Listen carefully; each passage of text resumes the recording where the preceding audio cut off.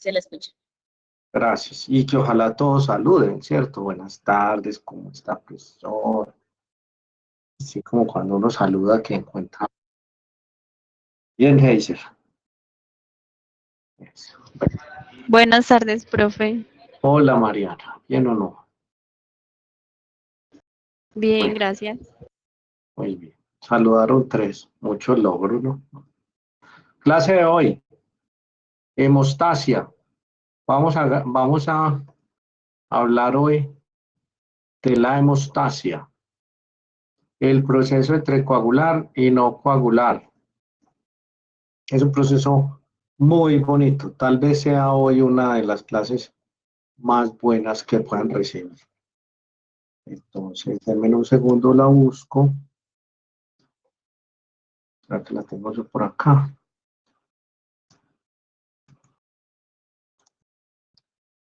Hemostasia. Esta es.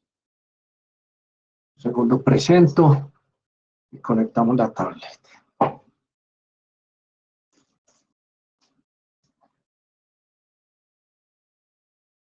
El proceso entre coagular y no coagular. ¿Dónde está?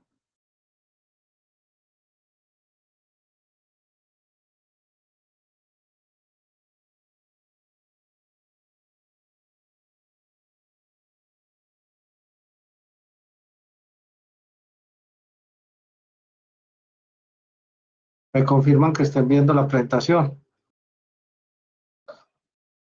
Sí, profe. Perfecto.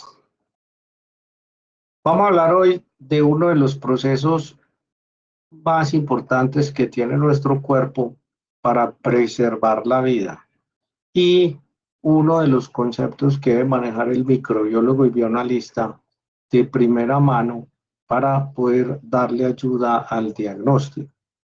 De nuevo, si no conocemos los fundamentos de las pruebas ni la fisiología de las pruebas, poco o nada podemos ayudar en el diagnóstico y pasamos a tener labores técnicas. Las labores técnicas pues, son necesarias, pero no son bien valoradas en el sector salud. Entonces, el equilibrio entre coagular y no coagular. La sangre tiene varias funciones, pero dentro de ellas, para poder repartir el oxígeno, una de sus funciones más importantes es estar en estado líquido. Ese es su principal objetivo, siempre estar líquido para poder hacer un fenómeno que llamamos la hemodinamia. La hemodinamia, en resumidas cuentas, hemo de sangre, dinamia de movimiento es el movimiento de la sangre. Para que se pueda mover tiene que estar en estado líquido.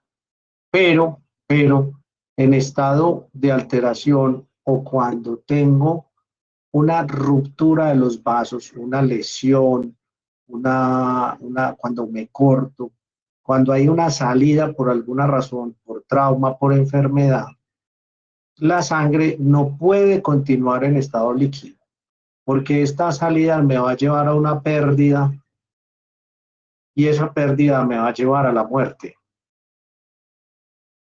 Entonces debe hacer un proceso que se llama el proceso de la coagulación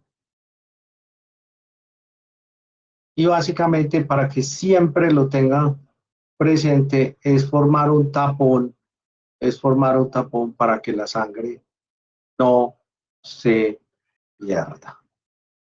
Entonces todos estos procesos deben estar en equilibrio, en equilibrio.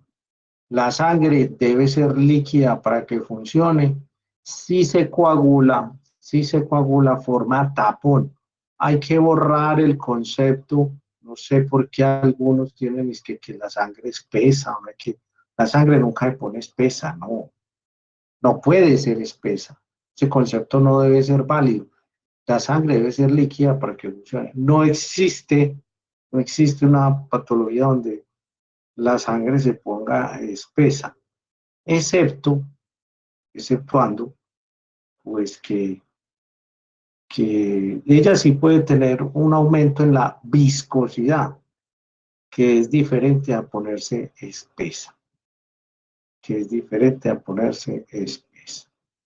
Estoy tratando de borrar.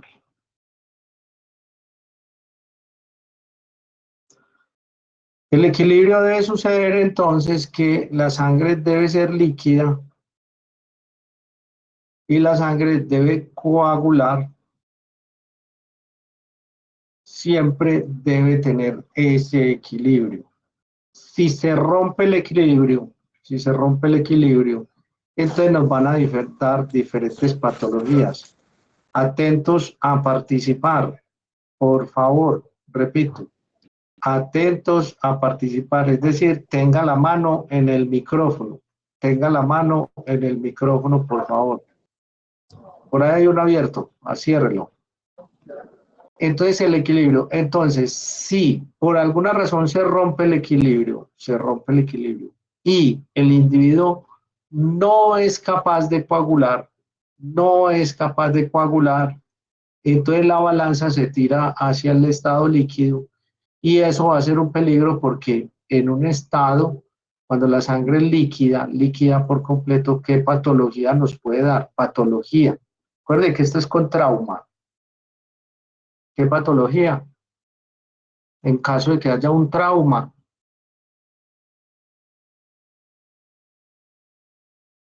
En caso de que haya un trauma, ¿qué patología nos va a dar o qué nos va a dar? Dígalo con sus palabras, pero dígalo. Profe, ¿no sería una hemorragia? Muy bien. La persona se va a desangrar. Correcto, entonces eso lo va a llevar a la muerte. ¿Por qué? Lo va a llevar a la muerte porque no puede coagular. Caso contrario,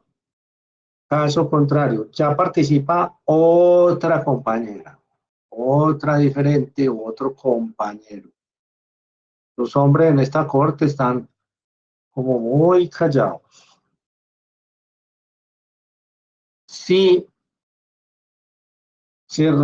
pero por el contrario, si se rompe el equilibrio y el individuo lo que hace es aumentar su sistema de coagulación, es decir, coagula fácilmente, entonces, ¿qué patología nos va a dar si coagula fácilmente? Profesor, una trombosis. Sí, señora, muy bien, excelente, me encanta. Una trombosis, ¿cierto? Y entonces el concepto final es, las arterias se nos van a, si nos da una trombosis, las arterias se nos van a... Profe, a taponar. A taponar. Y entonces el individuo también, en este caso, no se muere tan rápido, pero puede tener unas secuelas graves y llegar a la muerte. Ok. Como microbiólogo, usted tiene la responsabilidad de, cuando hace los exámenes de coagulación, decir cómo es el estado de coagulación, del paciente, es decir, si coagula mucho o coagula poquito. Si usted se equivoca, o le da una trombosis profunda y queda con unas secuelas muy graves, o se muere por hemorragia. No es el médico, es usted. Porque si usted da el diagnóstico errado, pues el médico no corrige el tratamiento que tiene que hacer y los pacientes se mueren. De nuevo, la responsabilidad es alta, pero como ustedes son súper comprometidos, estudiantes que estudian, que leen, que están supremamente atentos a la fisiología humana, comprenden la responsabilidad de su trabajo. Mantener el equilibrio en estado de coagulación y no coagulación, prevenir la hemorragia y el estado hipovolémico. Ya lo mencionamos. Ahora, vamos a hablar de las etapas de la coagulación. Son varias etapas. Lo explicamos aquí rápidamente. El vaso, este es el vaso. Ese vaso, en la normalidad de todas nuestras arterias, son lisos. Los vasos son lisos, absolutamente lisos, porque los eritrocitos, para rodar fácilmente, deben ser redondos y los vasos lisos. Esto maneja una presión. Y estos vasitos, pues, están íntegros, ¿cierto? Pero cuando hay trauma, es decir, cuando se rompe el vaso por cualquier cosa, llamamos a trauma, ¿cierto? La ruptura, no se dice rompimiento, la ruptura. Cuando hay trauma, ¿qué puede ser trauma? Un golpe, ¿cierto? Una cortada, ¿cierto? Un aumento de la presión y entonces hay ruptura de capilares. Por fricción, el tejido se pone en fricción, entonces se desgasta y hay laceraciones. Por ejemplo, cuando hay relaciones sexuales, hay fricción y hay laceraciones. Eso es normal. Eso es normal. Entonces, si el vaso se rompe, queda expuesto. Bueno, no, me faltó aquí una parte de un tejido.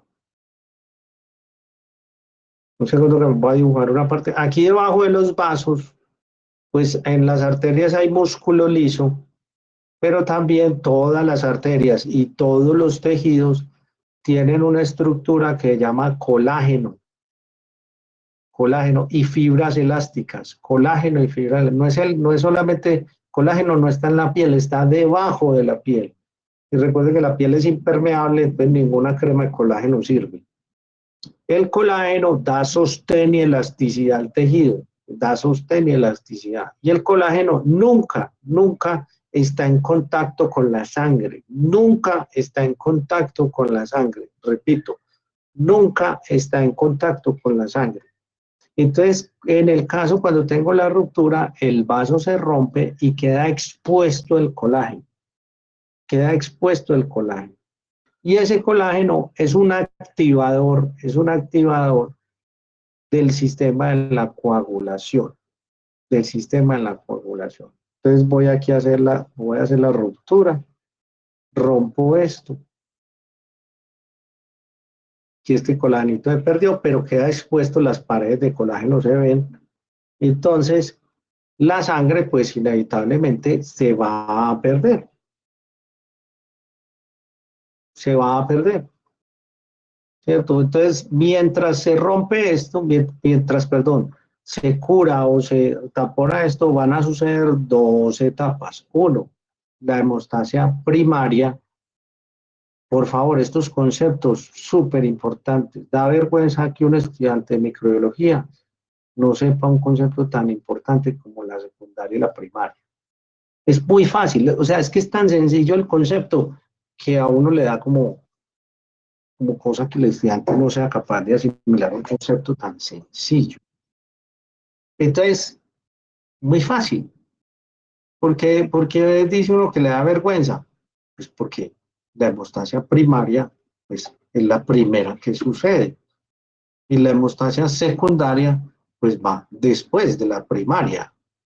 Entonces es tan fácil que uno no entiende por qué se confunde. Vamos a explicarlas en detalle. La hemostasia primaria solamente implica a las plaquetas. Solamente implica a las plaquetas. Mientras que la hemostasia secundaria son los factores de la coagulación. De nuevo, es un concepto tan básico y tan elemental que no se necesita mucho estudio para esto. Para decir la hemostasia primaria, plaquetas, la hemostasia secundaria, factores de coagulación. No hay más. ¿Quién sucede primero? La primaria. ¿Quién sucede en el segundo? La secundaria. Es fácil el concepto.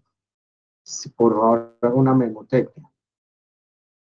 Entonces, ¿qué va a ser lo primero que va a suceder cuando se rompe el vaso? Pues lo primero que va a suceder antes de la primaria y la secundaria es una vasoconstricción del vaso.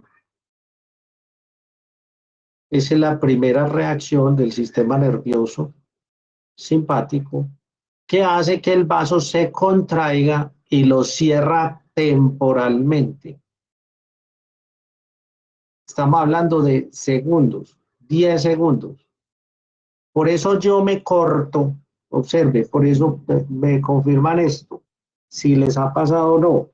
Por eso yo me corto cuando estoy cocinando y inmediatamente me miro el dedo y me quedo esperando a ver si sí me corté. ¿Sí le ha pasado o no le ha pasado? Sí, profe. Me queda mirando a ver si. ¿Por qué? Porque uno siente el dolor, pero como está en la vasoconstricción todavía no hay sangrado. A los 10 segundos sale la sangre y uno dice, juepucha, me corté. ¿Cierto? Me corté. ¿Por qué? Porque el primer fenómeno es la vasoconstricción. Listo, es el paso 1. Luego va a venir la plaqueta, las plaquetas que están, se van a sentir atraídas por el colágeno, ¿cierto? Recuerden que el colágeno quedó expuesto. Entonces ese colágeno que quedó expuesto, atrae a la plaqueta y la plaqueta se adhiere. Adhiere. Entonces vamos a adherir la plaqueta. La plaqueta, ¿a quién se va a adherir? A la lesión. Se adhiere a la lesión. Se adhiere. Se adhiere a la lesión. Pero no ha taponado. No ha taponado. Mire que no ha taponado. Eso sucede así como lo estoy pintando. Y luego viene el tercer paso y es que se agrega. Se agrega. Es decir, estas plaquetas llaman más plaquetas. Llaman a más plaquetas. Y al llamar a más plaquetas, se unen, se agregan y hacen lo que llamamos un tapón primario. ¿Cierto? Un tapón primario. Quiero que por favor me digan, ¿cierto?, qué tipo de hemostasia acabo de explicar. ¿Qué tipo de La hemostasia? primaria. La primaria. Primaria. Que solamente implica las plaquetas. El coagulado, una pregunta, ¿ya hice el coágulo? No. No he hecho el coágulo, porque ¿quién hace el coágulo? ¿Quién me dice quién hace el coágulo?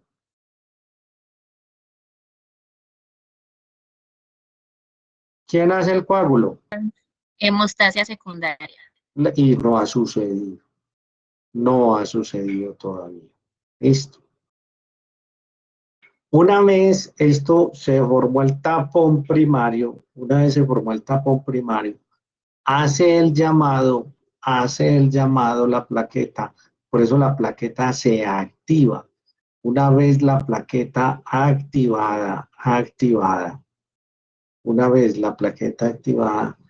llama o activa a los factores de la coagulación. Llama o activa a los factores de la coagulación que también están en circulación y va a suceder la cascada de la coagulación, ¿cierto? La cascada, una activación de fenómenos y va a llegar a un paso final que es la activación del fibrinógeno en fibrina, del fibrinógeno en fibrina, del fibrinógeno en fibrina, del fibrinógeno en fibrina. Qué pena lo insistente, lo repitente, pero es que tiene que quedar muy claro. Fibrinógeno en fibrina. Y el fibrinógeno en fibrina forma una red, una malla, que es indisoluble. Y esa red y esa malla atrapa todo lo que hay allá adentro, lo atrapa. Entonces, por eso nosotros vemos un coágulo, porque este coágulo tiene plaquetas, factores de coagulación y también en su interior tiene eritrocitos. También tiene eritrocitos. ¿Cuáles eritrocitos? Los que están ahí fugándose y se estaban saliendo, ya ahora quedan atrapados y esto forma un coágulo que es indisoluble, no se puede formar nada de eso. Listo. Esa fue la hemostasia secundaria. La hemostasia secundaria solo tiene dos pasos. Uno, activación de los factores de coagulación. Paso 2, formación de fibrina. No hay más. No hay más. Sencillo. Por eso esto es tan fácil. Que uno dice, pero Sagrado Rostro. Ni siquiera ven las grabaciones. Bueno, listo. Final. Parte final, final, final, final, final. Una vez el tejido se ha reparado, porque esto comienza un proceso, la misma plaqueta comienza un proceso que se llama la liberación de factores de crecimiento. La misma plaqueta. La plaqueta le dice al tejido aledaño, vea, tejido comience a crecer para que se repare. Entonces, el tejido comienza a repararse. O sea, cuando el tejido se repara, lo voy a reparar. Mire, lo voy a reparar. Chin, chin, chin, chin. Chin, chin, chin, chin, chin, chin, chin, chin, chin, chin. Estoy reparando, estoy quitando esto, lo quito con macrófagos, y deben crecer nuevas celulitas. Por ahora las estoy quitando, ahorita voy a crear las nuevas celulitas, ¿cierto? Voy a quitar las nuevas celulitas. Ya reparé aquí el tejido, a ver, en rojo.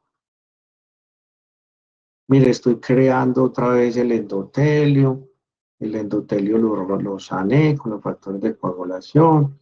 Voy a volver a estimular. Ojo con esto, mire, ojo con esto. Voy a estimular la formación de colágeno. El fibroblasto forma colágeno, entonces viene y pone colágeno nuevo. Esto queda nuevo, queda otra vez 0 kilómetros. ¿Cierto? Listo. Y ya, como ya reparé el tejido, ¿qué debo hacer con este coágulo? ¿Quién me dice qué debo hacer con este coágulo?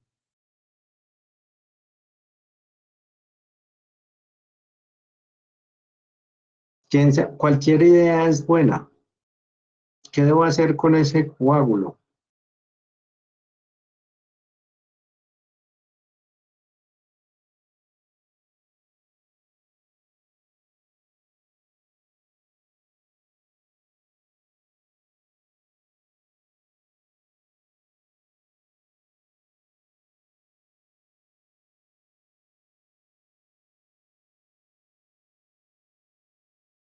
¿Qué debo hacer con ese coágulo?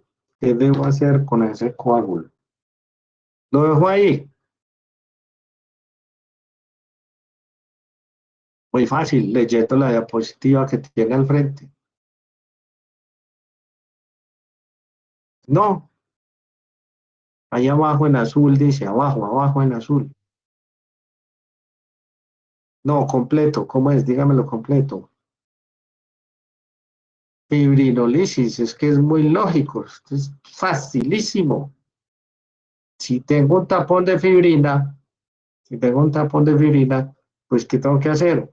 Fibrinolisis, que es la última etapa que ya no pertenece a los estados de activación, sino que es la última etapa.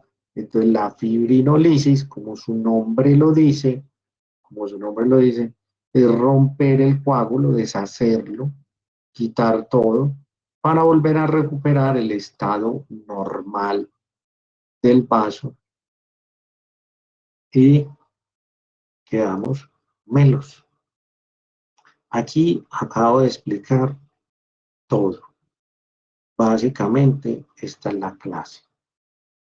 Aquí está todo explicado. Plaquetas, factores de coagulación, qué sucede, Entonces, ¿cuál es la función o cuál es la aplicación del microbiólogo? El microbiólogo tiene que decir cómo está el estado de activación plaquetaria o cómo, ¿cierto? Ojo pues, una prueba es el estado de activación plaquetaria, esa es una. Estado de activación plaquetaria, esa la determinamos con pruebas. Y la segunda es decir, cómo está la activación de los factores de coagulación, cómo están esas dos. porque las dos, ¿cierto?, van separadas. Y esto me determina si el paciente coagula bien o no coagula. Eso me determina si el paciente coagula bien o no coagula. Coagula bien o no coagula. Estas pruebas en particular tienen algo muy especial que a mí me encanta. Obviamente se van a llamar pruebas de ¿qué? ¿Cómo van a De llamar? coagulación. Pruebas de, pero entonces no las medimos en concentración, aunque podríamos medir la concentración de los factores, la podríamos medir, pero en este caso no me interesa la concentración del factor, sino que me interesa el tiempo que se demora en formar coágulo.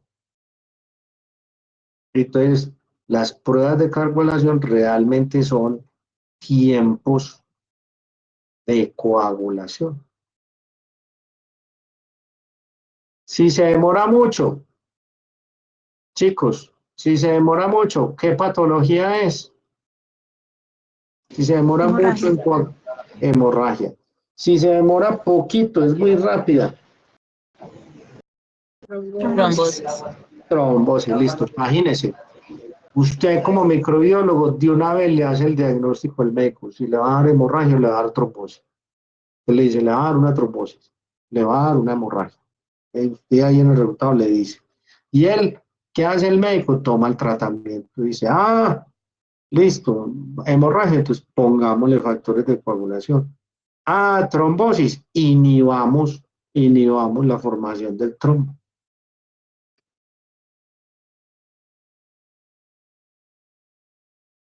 Ya esto lo expliqué. Primer paso, vasoconstricción.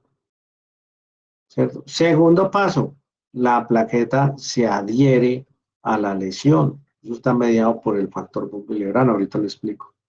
Tercer paso, se agrega.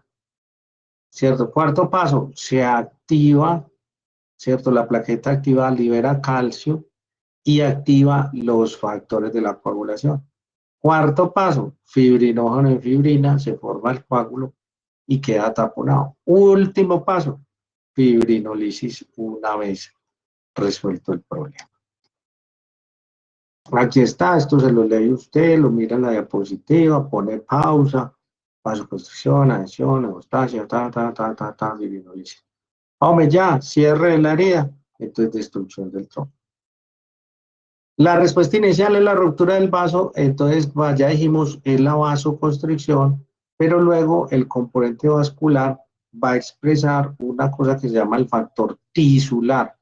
El factor tisular ya sabemos que es el colágeno y las fibras elásticas y cualquier otra sustancia desconocida que no pueda andar en la sangre, cualquier cosa que no esté en la sangre es desconocida para ellas y activa la cascada de la coagulación.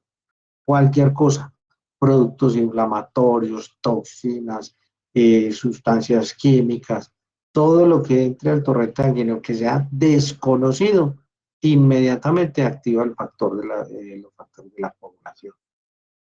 Se expone el factor Bumbilebrano, una glicoproteína necesaria para la adhesión de las plaquetas, la veremos enseguida, y en el estado normal, si no hay lesión ni nada, el tejido o el endotelio debe ser capaz de generar sustancias anticoagulantes.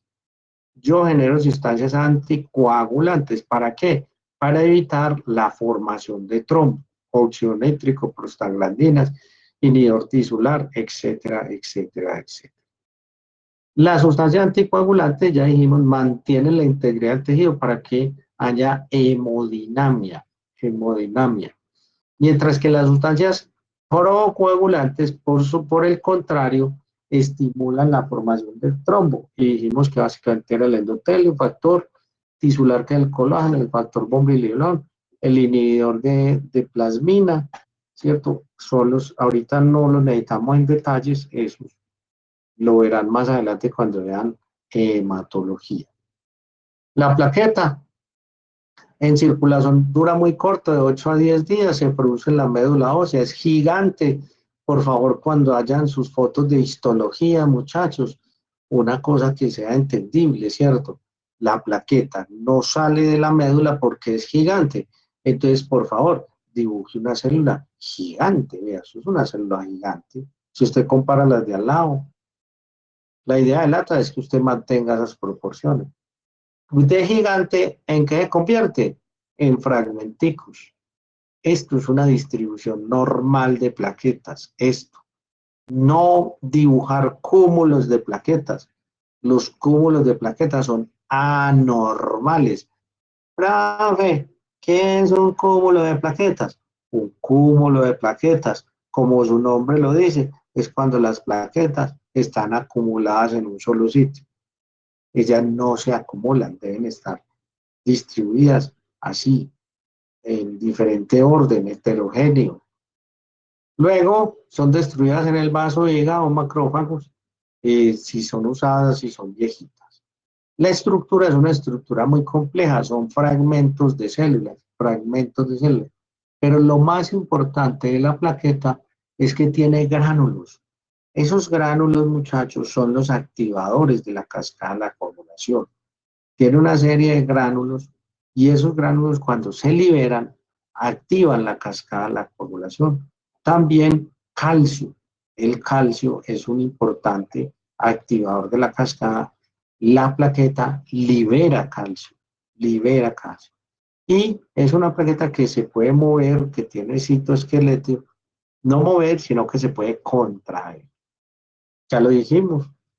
Activación, retracción del gránulo, reparación del tejido, lisis del cuadro.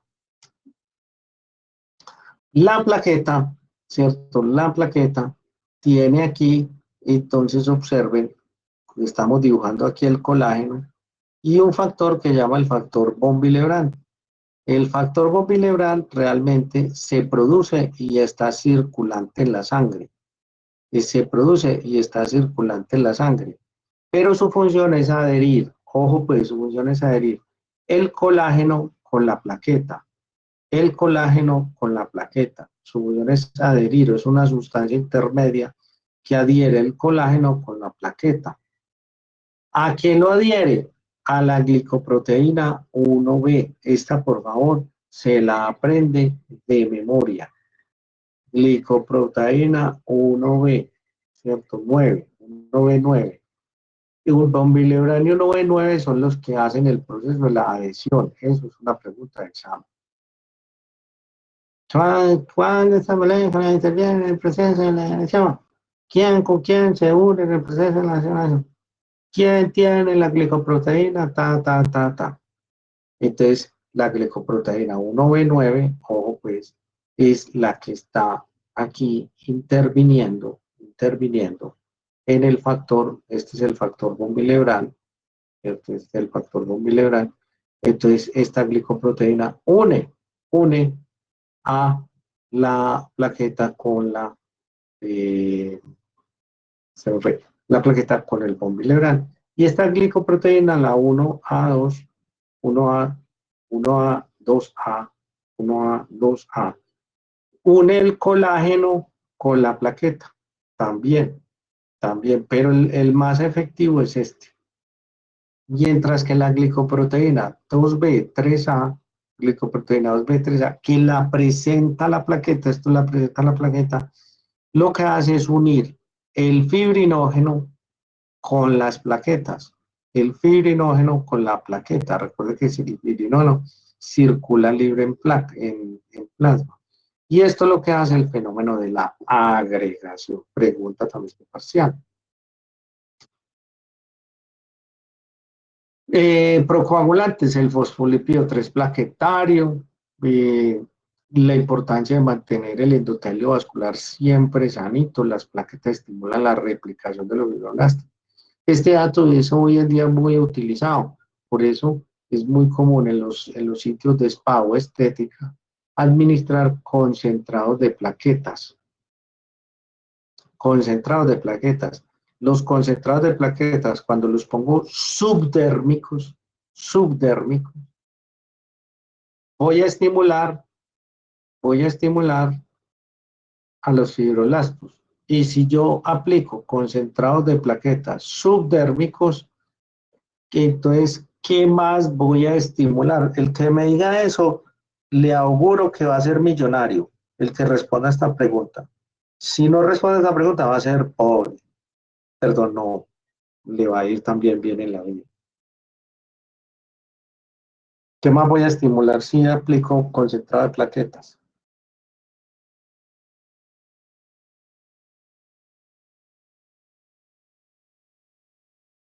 Yo sé que tú puedes. Si estimula el fibroblasto, ¿qué más se va a estimular?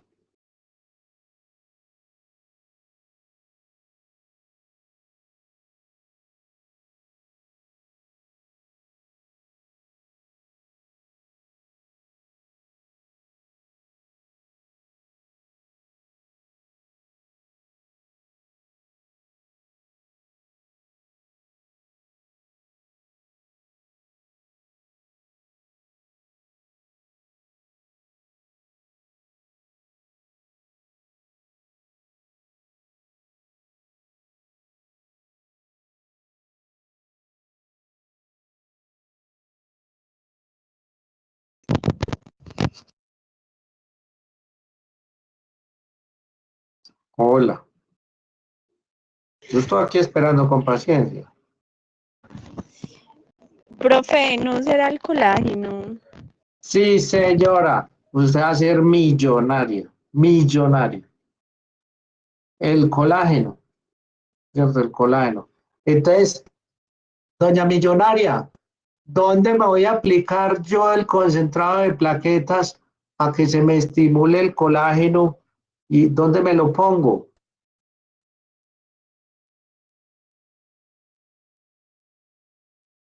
¿Dónde me pondría yo? No estoy enfermo, pero quiero que haya más colágeno. ¿Dónde me lo pongo?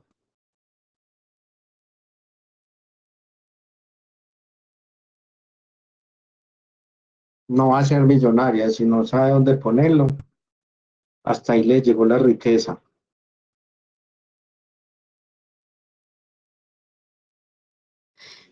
Profe, en la vía subdérmica.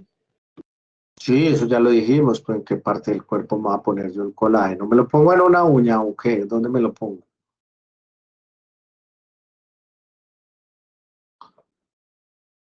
No, le faltó. Se compró la lotería y no la reclamó. Entonces, muchachos, esto se aplica a subdérmico y la producción de colágeno, entonces estimula que desaparezcan las arrugas, porque las arrugas es falta de colágeno. Entonces, esto se utiliza mucho en los centros de estética, porque es un mecanismo antiedad o de rejuvenecimiento. ¿Por qué tan cansón con esto? Porque mire que ideas tan sencillas como esta, que están en la fisiología, ideas tan sencillas como esta generan demasiado dinero. La gente paga mucho dinero porque le pongan este tipo de tratamientos, pero hay que saber qué es lo que se le va a poner y por qué se le va a poner. Sí, entonces de nuevo, resaltando la importancia de la fisiología, muchachos, estudien fisiología, eso los va a sacar adelante a flote, porque recuerden que el laboratorio clínico es lo que más trabajamos. Si usted lo llaman y le preguntan, oiga, ¿usted es capaz de hacer concentrados de plaqueta y ponerlos subdérmicos? Usted dice, sí, de una. ¿Por qué? Porque yo sé qué hace, yo sé hacerlo y sé cómo hacerlo. Y por eso pagan muchísimo mejor que estar en un laboratorio. Los, los, los, los signos. Entonces recuerden que la falta de plaquetas, la falta de plaquetas nos va a afectar la hemostasia primaria, es decir, no se forma el tapón primario. Eso no quiere decir que no se forme el tapón secundario. ¿cierto? Es decir, la deficiencia de esto, o sea, poquitas plaquetas, pues activan el secundario, las poquitas.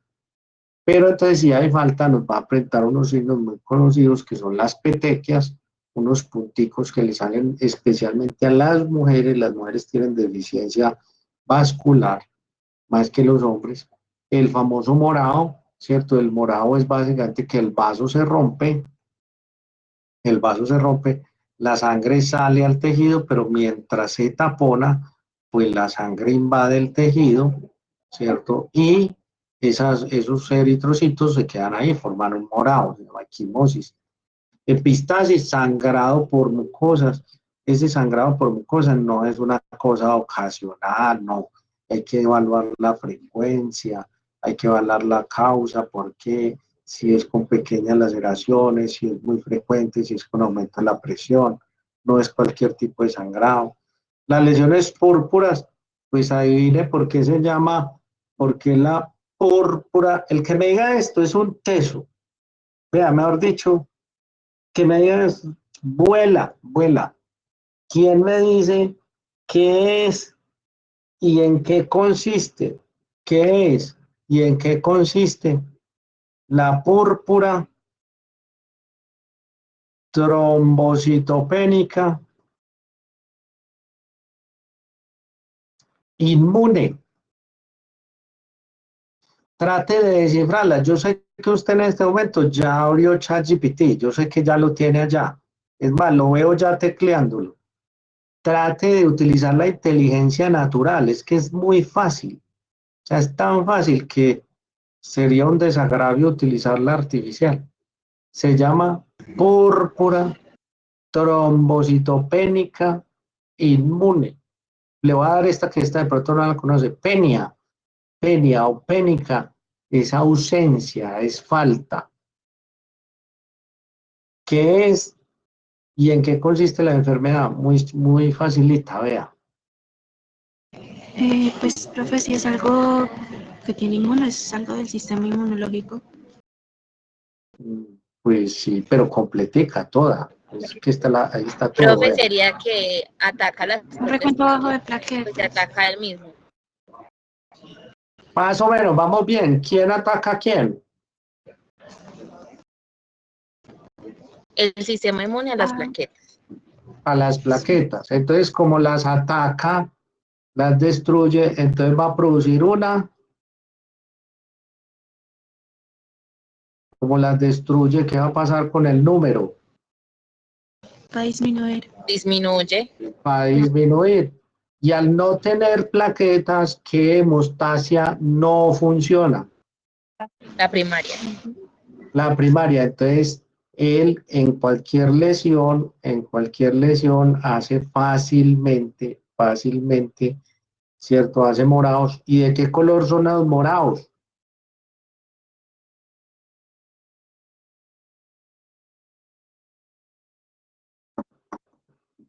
¿De qué Púrpuras. color? Púrpuras. Entonces, de nuevo, muchachos, esto es súper interesante, esto es rico, porque mire que es muy fácil de deducir. Y los estudiantes no sé por qué les da tanta dificultad. Es unas lesiones moradas, es unas lesiones moradas porque hay disminución en los trombos, en el trombocito, en la plaqueta, ¿cierto? Penia dice disminución. ¿Y quién es el causante? La inmune. Hay una que antes se llamaba idiopática, ya no se llama idiopática, ya se sabe que es el sistema inmune quien destruye las plaquetas. Entonces ya se llama púrpura trombocitopénica inmune, no idiopática, ya no se dice así. ¿Cómo se evalúa? Primero que todo, en el hemograma hago recuento de plaquetas, pregunta de examen, valioso dato, en 350.000 es normal. Si el paciente tiene menos de 100.000, menos de 10.000, el paciente va a sangrar fácilmente. Sangrar es que por mucosas, por las heces, por el tracto gastrointestinal, ¿cierto? Va a sangrar fácilmente o ante cualquier lesión sencilla, pequeña de trauma, va a hacer unos morados muy grandes. Menos de 50.000, menos de 50.000, el paciente sangra espontáneamente. No quiere decir que bote chorros de sangre, no. Quiere decir que este paciente debe estar hospitalizado porque tiene altísimo riesgo de sufrir una hemorragia. ¿Por qué? Porque, ¿quién me dice por qué tiene altísimo riesgo de sufrir una hemorragia? Este paciente tiene menos de 50.000. Póngale que tenga unas 10.000 plaquetas en todo su cuerpo. 10.000, cuando lo normal es 150.000. ¿Qué le puede pasar él con tan poquitas plaquetas? Y tiene que ver con lo que dijimos, ¿quién no se activa? No se va a activar el primario. Y si no se activa la primaria, entonces ¿quién no se va a activar?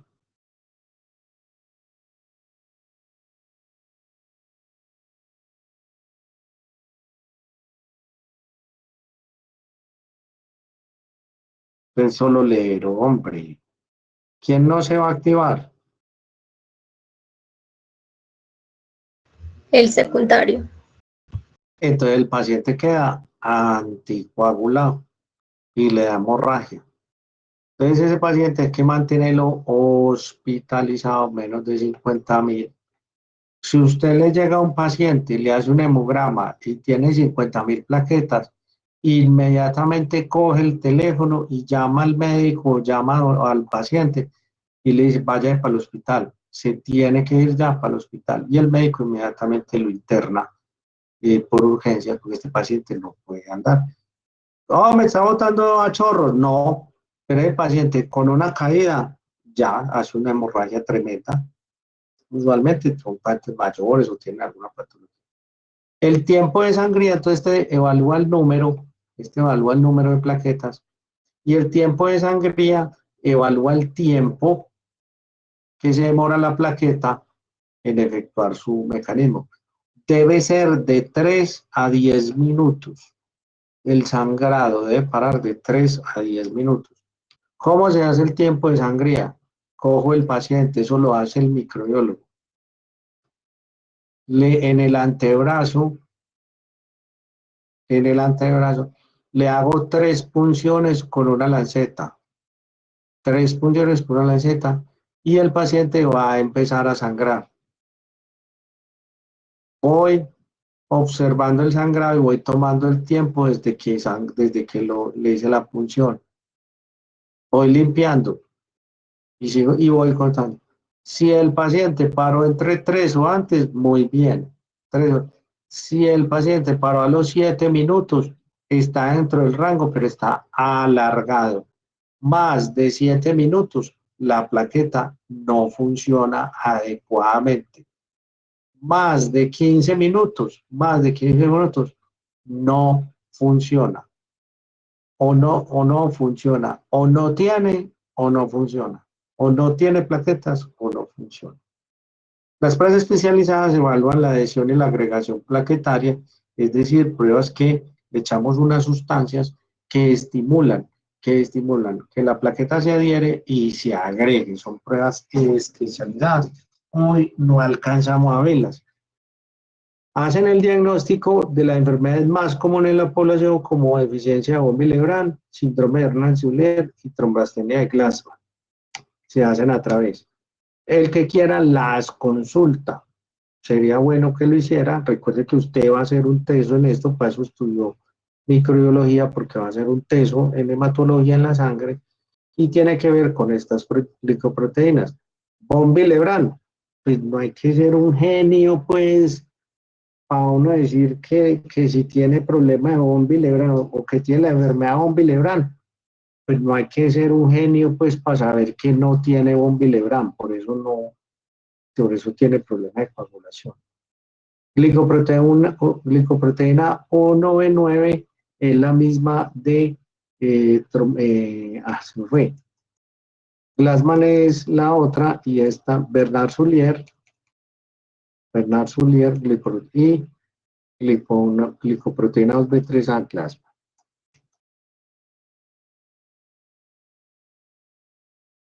Hemostasia secundaria, ya dijimos, la plaqueta hace la activación de los factores de la coagulación. Jóvenes, me dan el favor, esto se lo aprenden de memoria, lo voy a poner en el parcial, ¿cierto? Voy a poner en el parcial que por favor llene la cascada de la coagulación, es muy fácil, ¿cierto? Arranca con el 12 se activa, el 11 activa, ¿cierto? El 12 activado activa el 11, el 11 activado activa el 9, el 9 activado activa el 8, el 8 activado vaya a activar el factor 10. Listo. ¿Quiénes activan esto? Eso lo activan los fosfolípidos plaquetarios, fosfolípidos plaquetarios, ¿cierto? El calcio, ¿cierto? Eso van a activar esta cascada para que se vaya activando uno detrás de otro. Esa es la que llamamos la vía intrínseca, enseguida le explicamos por qué.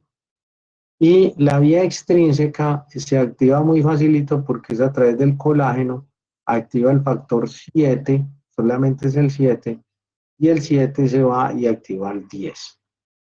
El 10 activado con un montón de sustancias, el 10 activado va a convertir la protrombina, una enzima, la protrombina la va a convertir en activa trombina.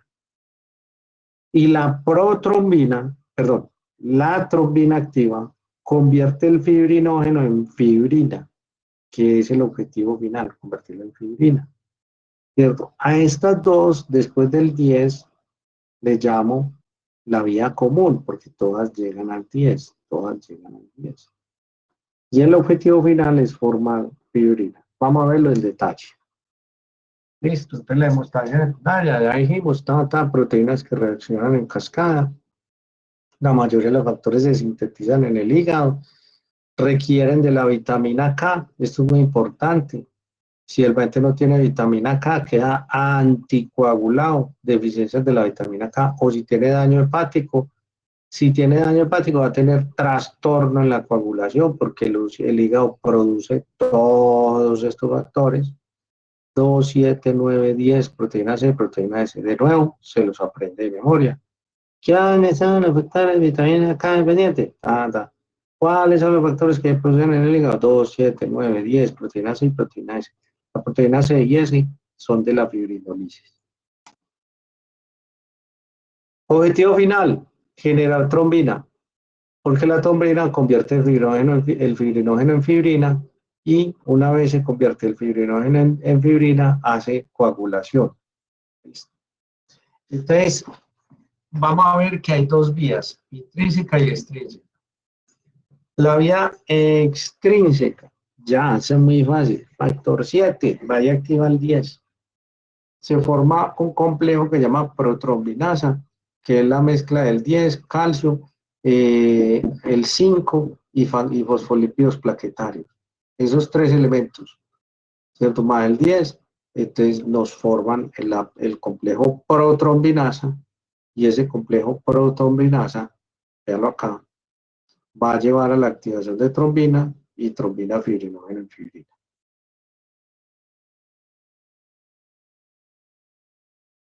Mientras que, bueno, la vía intrínseca, entonces, se puede activar en vivo, pues en pruebas que hacemos en el laboratorio. ¿Qué más lo puede activar? Toxinas de bacterias o de venenos o físicos, por asociación con el vidrio, me corto, sustancias extrañas que entren en el tejido. Se forman entonces también la precalicreína, son moléculas que están en el plasma, cininógeno de alto peso molecular, son sustancias procoagulantes que se activan. Perdón, está así, vía intrínseca. No, perdón, corrijo el concepto que lo dije mal.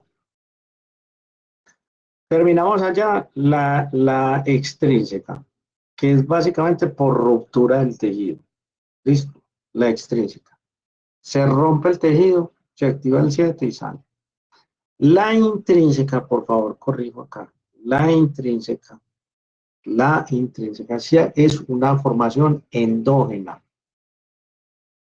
No necesito ruptura del tejido. ¿Qué lo puede causar? La causa número 1 son procesos inflamatorios de cualquier tipo. Las sustancias inflamatorias son procoagulantes. Un paciente que tenga enfermedad crónica inflamatoria, de la que sea, que enfermedad renal, que cardíaca, que pulmonar, todo lo que lleve inflamación crónica, terminará siendo trastornos de la coagulación. ¿Listo? Por trauma, ¿cierto? Cuando hay trauma endógeno puede suceder golpes. Dos, por presión. La presión puede generar turbulencia. La turbulencia de la sangre activa la cascada de la coagulación. ¿Cómo así que turbulencia, profe? Sí, por ejemplo, en algunos lugares del cuerpo el flujo puede ser turbulento y ese flujo puede llevar a la formación de trombos, especialmente, por ejemplo, en pacientes que tienen fibrilación auricular, hacen trombos, que tengan problemas venosos profundos. Ese nos falta aquí. Flujo lento. Flujo lento. El flujo lento activa la cascada de la coagulación. Y pacientes, por ejemplo, que estén en coma, que estén quietos, también van a tender por su flujo lento a formar trombos. Tienen riesgo de trombosis. Riesgo, no es que siempre lo hagan. Riesgo. Toxinas. Todo lo que entre en el torrente sanguíneo, todo que sea desconocido, hace trombos. Entre estos, las toxinas generadas por las bacterias.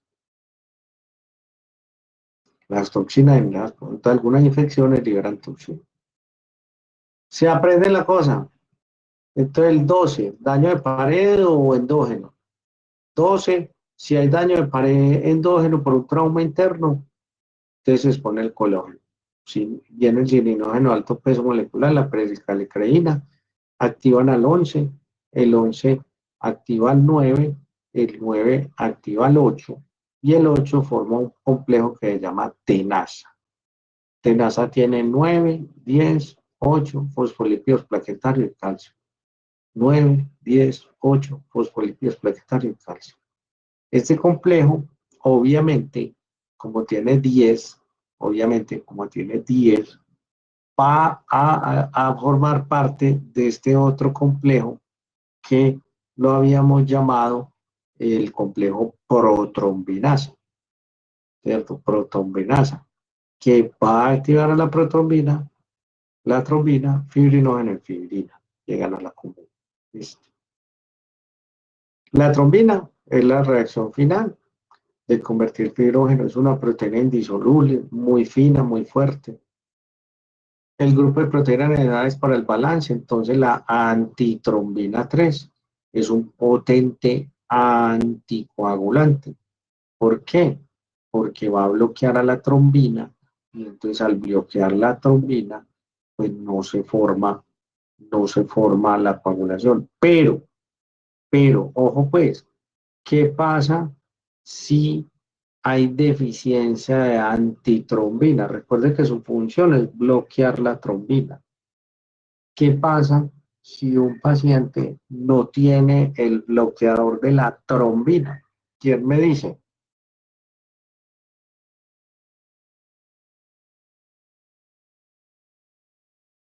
Alguien que me diga.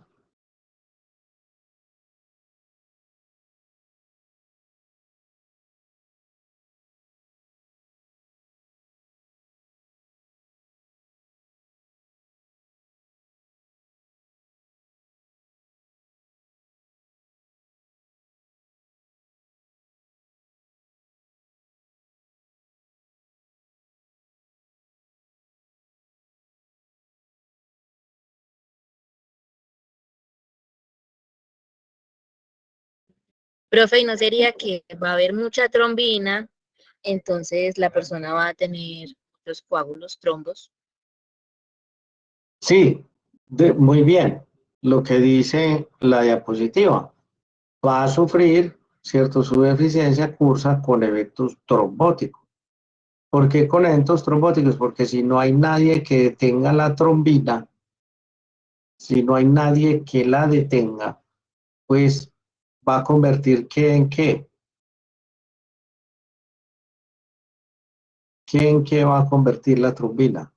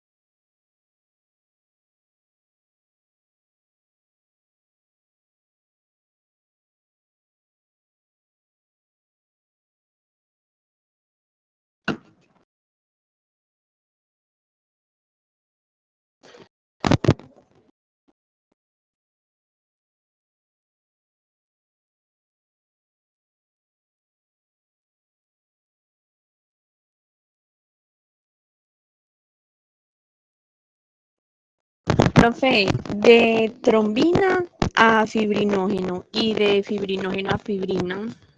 Muchas gracias por no dejarnos aquí esperando una eternidad. Te agradezco mucho tu colaboración. Muy bien, pruebas de tamizaje. Entonces, lo usamos el tiempo de protrombina, que se llama TP, tiempo de tromboplastina parcial activada. Mire que todos son tiempos, ya lo dijimos. TTPA, tiempo de trombina, cuánto se demora la trombina. Y verificamos si hay deficiencia. Si hay deficiencia, entonces echamos un plasma normal y esperaríamos a que el tiempo corrija. ¿Por qué?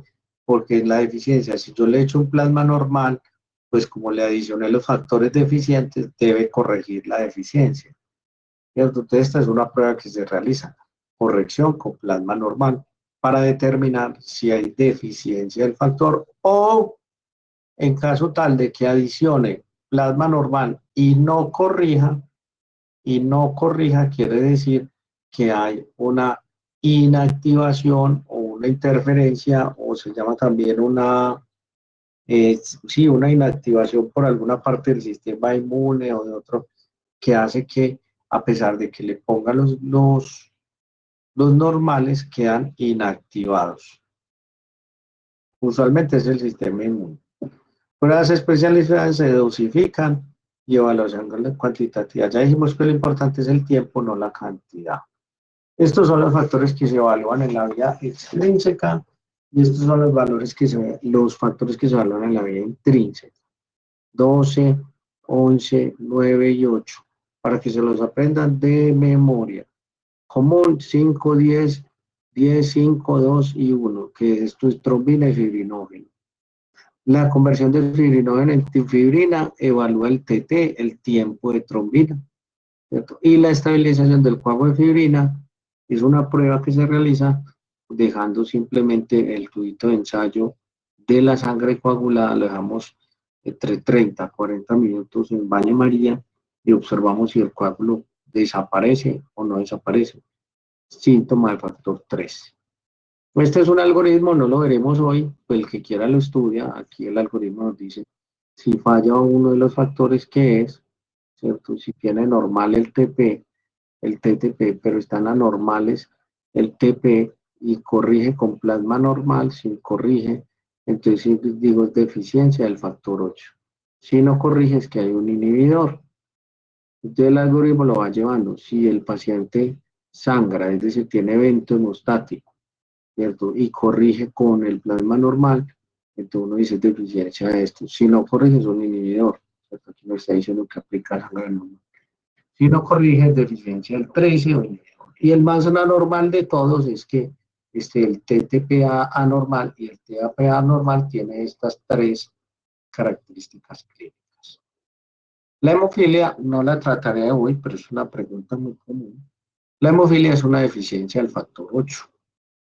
El paciente tiene deficiencia o inhibición del factor 8. deficiencia del factor 8. La hemofilia clásica da en los pacientes desde el primer año de vida. Se diagnostica en el primer año de vida. Se diagnostica. Y esa es la hemofilia clásica o hereditaria. Y es por factor deficiencia factor 8 o de factor 9. Esta es la A y esta es la hemofilia B. Hemofilia A y hemofilia B. Características de los pacientes hemofílicos: sufren hemartrosis. Si son pacientes que tienen que tener una vida limitada porque no pueden hacer deportes de contacto ni nada por el estilo. Se diagnostica cuando el niño empieza a caminar. La hemofilia por factor 2, la hemofilia heredada, también tengo hemofilia adquirida. Se puede adquirir en la edad adulta. Se puede adquirir en la edad adulta, especialmente pacientes que trabajan en manejo de químicos o que tienen alguna patología relacionada con autoinmunidad. Con autoinmunidad pueden desarrollar hemofilia, no solamente es heredada. Los hematomas de esos pacientes son gigantes, no son hematomas normales. Este es el dorso de un paciente que simplemente está acostado en la cama ya varios días. Ese solo hecho lo llevó a este tipo de hemorragia. Terminamos. ¿Preguntas?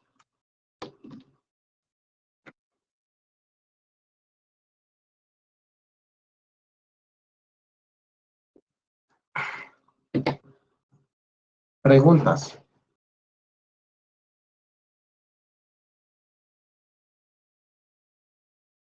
Profe, una pregunta. Diga. La diabetes, pues que las personas que tienen la diabetes cuando se demora mucho en sanar una herida, ¿tienen que ver por estos factores? Factor No. de tejido, ¿no? No, para nada. La diabetes es el paciente que no controla la diabetes o que no es juicioso en el manejo de la glicemia. La hiperglicemia, es decir, el estado elevado constantemente de glucosa, daña los vasos, los daña, los destruye. Esa hiperglicemia destruye el endotelio y entonces esos pacientes al destruir el endotelio se queda sin riego el tejido, como se destruyen los vasos, ese tejido queda sin riego y se vuelve necrótico. Entonces producen heridas por falta de riego, producen una isquemia. Usualmente hay que amputar el miembro porque producen gangrena. Esa es la causa. Y pierden la sensibilidad de los miembros inferiores. Se pierde la sensibilidad por la hiperglicemia. Esos son los pacientes que no son juiciosos, pacientes que no se ponen la insulina y que fuera de que no se ponen la insulina no hacen dieta y comen de todo. Ah, listo, profe, muchas gracias. También se diagnostica en el laboratorio. Lo haces a través de un control de glicemia y hay una prueba que se llama la hemoglobina glicosilada. Consulta sobre eso. La hemoglobina glicosilada nos da el diagnóstico del paciente en los últimos 6 meses. Entonces los pacientes son muy mentirosos, porque ellos cuando van a ir a consulta o van a ir a hacer el examen, se ponen la insulina para que les dé bajita, para que les dé normal. Pero después de que le dan el examen, vuelven a comer de todo. Entonces, con la hemoglobina glicosilada podemos hacer un rastreo del paciente 6 meses antes.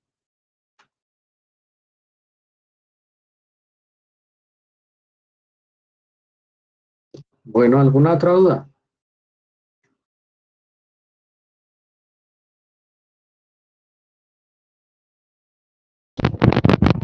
Profe, no. Bueno, Mariana y compañeros, una feliz tarde. Chao, profe, Muchas gracias, profe. Chao.